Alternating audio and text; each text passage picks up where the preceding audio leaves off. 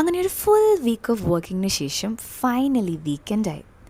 അപ്പോൾ ഞാൻ വിചാരിച്ചു may be I can vlog and you guys can spend A weekend with me. അങ്ങനെ എവിടെ പോകുന്ന ആലോചിച്ചുകൊണ്ടിരുന്നപ്പോഴായിരുന്നു കാച്ചു പറഞ്ഞതെന്ന് വെസ്റ്റ് സൈഡിൽ സെയിൽ സ്റ്റാർട്ട് ചെയ്യാമെന്ന്. അപ്പോൾ ഞങ്ങൾ പ്ലാൻ ഇട്ടു, ഞാനും അതും കാച്ചും കൂടെ ഷോപ്പിങ്ങിന് പോകാമെന്ന്. അങ്ങനെ മേക്കപ്പൊക്കെ ചെയ്ത് ഓൾമോസ്റ്റ് റെഡിയായി വന്നപ്പോഴേക്കും ഒരാൾ കുട്ടിയോർക്കൊക്കെ പാസ്സാക്കി എന്നെ എണീറ്റ് നോക്കി ചിരിക്കുന്നുണ്ട്.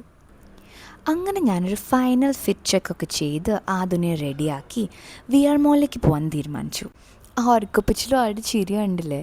ആദിന് ഭയങ്കര ഇഷ്ടമാട്ടോ ഇങ്ങനെ റെഡിയൊക്കെ ആയി പുറത്തൊക്കെ പോകാനായിട്ട്. പിന്നെ ബാംഗ്ലൂർ ട്രാഫിക്കിൻ്റെ കാര്യം പറയണ്ടല്ലോ, പലപ്പോഴും നമ്മൾ ബ്ലോക്കിൽ കിടക്കുമായിരുന്നു. അതുകൊണ്ട് മാത്രം ഞാൻ കുറച്ച് നേരം അവന് മുമ്പിൽ എൻ്റെ കൂടെ ഇരുത്തി. പക്ഷെ നിങ്ങൾ ഒരു കാരണവശാലും വാവന്മാരെ ഫ്രണ്ട് സീറ്റിൽ ഇരുത്തരുത്, ഇത് ഭയങ്കര റിസ്ക്കിയാണ്. അതുകൊണ്ട് തന്നെ ഇറ്റ്സ് ബെസ്റ്റ് യൂസ് ഒരു കാർ സീറ്റ്. അങ്ങനെ നമ്മൾ വെസ്റ്റ് സൈഡിലെത്തി. അവിടെ അത്യാവശ്യം നല്ല തിരക്കുണ്ടായിരുന്നു. പിന്നെ ആദ്യം എൻ്റെ ബേബി ആയതുകൊണ്ട് ഞാൻ പൊക്കി പറയല്ല കേട്ടോ, Eesho has genuinely given me such an adjusting baby. ഞാനൊരു ഫുൾ ഡേ അവനെയും കൊണ്ട് അലഞ്ഞു തിരിഞ്ഞ് നടന്നാലും വാശി പിടിച്ച് കരയോ ഒന്നുമില്ല. അത്യാവശ്യം കുറേ സാധനങ്ങൾ എടുത്തു കേട്ടോ, PJs, ചെരുപ്പുകൾ, കുർത്താസ് എക്സെട്ര. ഇട്ട് നോക്കാനൊന്നും നിന്നില്ല, ഭയങ്കര ക്യൂ ആയിരുന്നു. അപ്പോൾ വരണോടത്ത് വെച്ച് കാണാമെന്ന് വിചാരിച്ചു. അത് പിന്നെ ഡ്രസ്സ് മാറിയത് നിങ്ങൾ ശ്രദ്ധിച്ചോ എന്നറിയില്ല, ഒരു ചെറിയ ഡൈപ്പർ ലീക്കായിരുന്നു.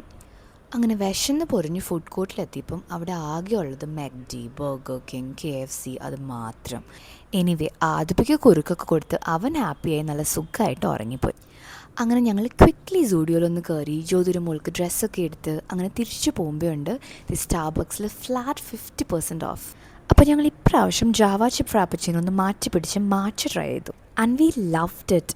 പിന്നെ ഒരുപാട് നാളായിട്ടുള്ള ആഗ്രഹമായിരുന്നു ഇവിടെ കപ്സും കോഫിയൊക്കെ ഒന്ന് ട്രൈ ചെയ്യണമെന്ന്. അപ്പോൾ അതൊക്കെ വാങ്ങി.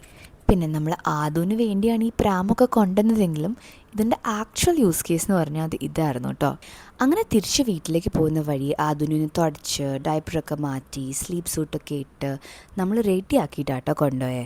പിന്നെ നമുക്ക് വേണ്ടിയിട്ടൊരു പാവം വീട്ടിൽ വെയിറ്റ് ചെയ്യുന്നുണ്ട്. Meet my first baby Louis.